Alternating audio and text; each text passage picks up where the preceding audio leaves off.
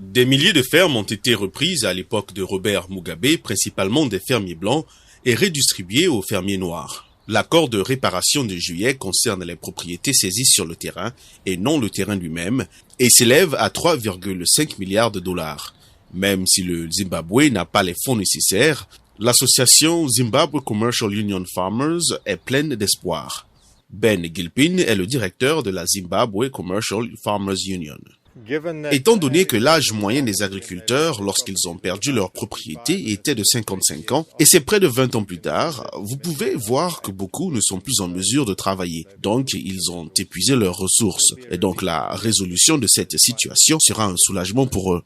Le syndicat a représenté 4500 fermiers blancs chassés de leurs terres lors des réformes destinées à corriger les saisies des terres à l'époque coloniale.